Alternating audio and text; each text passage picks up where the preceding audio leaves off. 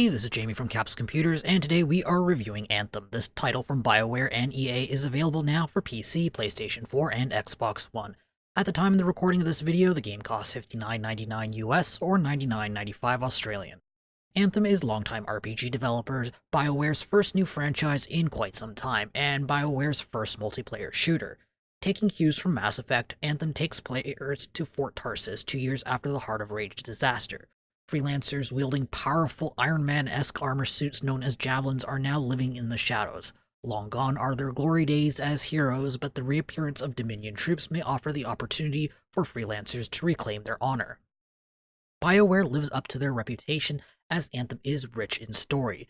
The main plot is decent, but its twists are a little bit predictable. The biggest problem with the main plot is its short length. Things move at a quick pace, and there just aren't many story missions to begin with. While the main plot is not the deepest story experience, the writers make up for it with the game's considerable breadth. It may not be every gamer's cup of tea, but there are plenty of side stories and minor NPCs to discover. There is rarely a true, good, or evil answer in Anthem, but rather a sarcastic or a sweet response.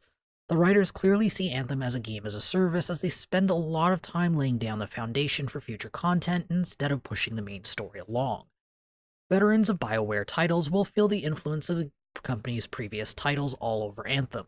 Mechanically, the game is a competent third-person RPG-style shooter that mixes a pleasantly complex spell system with casual, friendly gunplay. There are 4 javelins in the game. Each javelin has 2 standard abilities, a consumable, and an ultimate skill. The javelins cover the standard RPG archetypes of tank, caster, melee DPS, and range DPS. There's no true holy MMO trinity here, but rather more of a modern approach that emphasizes dodging over soaking damage. The javelins hit the right balance of being similar enough to transfer player skills between javelins, but different enough to have a noticeably different playstyle.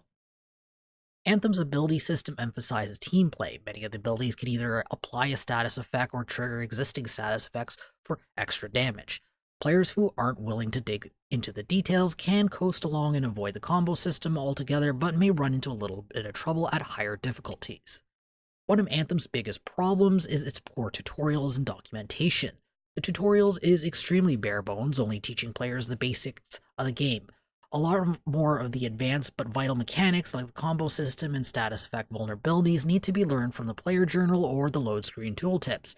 New players would have been much better served by more generous tips popping up on the screen during the first 5 to 10 player levels. The mission design is poor, so players will be running the same basic mission structure repeatedly. Players need to fly to a location, kill a few enemies, maybe find an item or two, then do it all a couple more times. If the game's feeling spicy, it might just send you into a cave to do the exact same thing in a mini-instance. The obligatory flight sections feel like they've been forced into the missions to show off the game's flight mechanics. It would have been much better to integrate the flight into the mission design instead of turning the Javelin's rockets into a glorified flying taxi. Puzzles are rare and equally repetitive, usually requiring players to find missing objects or match an icon. The game's 3 dungeons aren't much better with incredibly dull boss design. All the fights are in 3 stages, and each of the boss only has one marginally interesting mechanic. Anthem is also direly lacking in content in general. The main mission line is astoundingly short. The endgame can be reached well before the level 30 cap for pilots.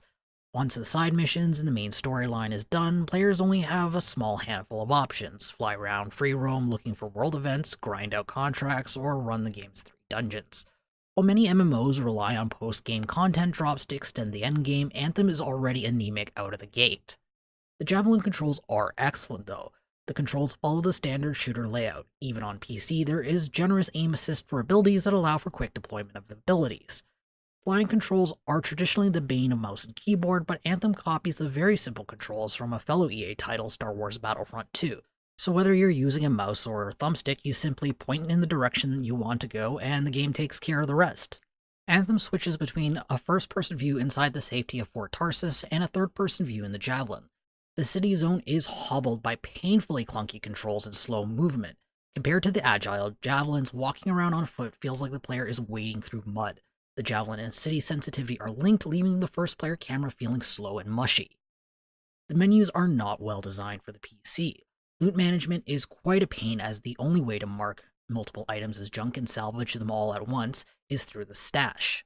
Menu bindings are also not editable on the PC, so non-QWERTY keyboard layouts or non-standard binds may run into problems.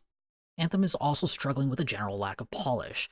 I didn't run into many game-killing bugs on the PC, but there were enough smaller bugs to make the game feel like a beta.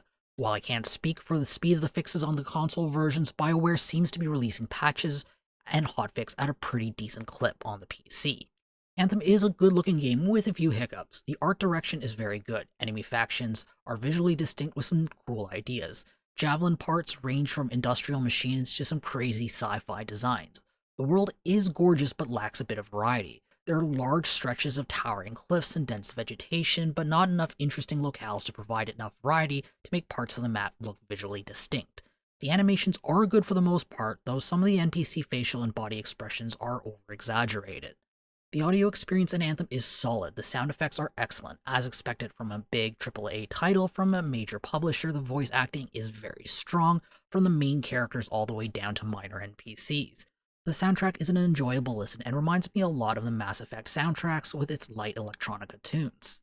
Anthem has a lot of room for improvement. Much of it can be addressed in future releases, such as stomping out bugs and more in-game content with better mission design. Others, like the poor design of the city controls, may end up following the game around like a ball and chain. Considering how well the Javelins handle, it's a total disappointment the game's been ruined by its repetitive missions, short main story, and poor documentation. That's why I'm giving the game 6 capsules out of 10. If you want to read this review, be sure to check out the link in the description or the video's card. I hope to see you soon. This is Jamie from Capsule Computers signing off. Hey YouTube, if you enjoyed this video, be sure to like it and subscribe to Capsule Computers for more awesome videos. If you're looking for more videos to watch, check out our preview of Project Winter here on the left. If you're looking for another shooter to play, check out our review of Far Cry New Dawn here on the right.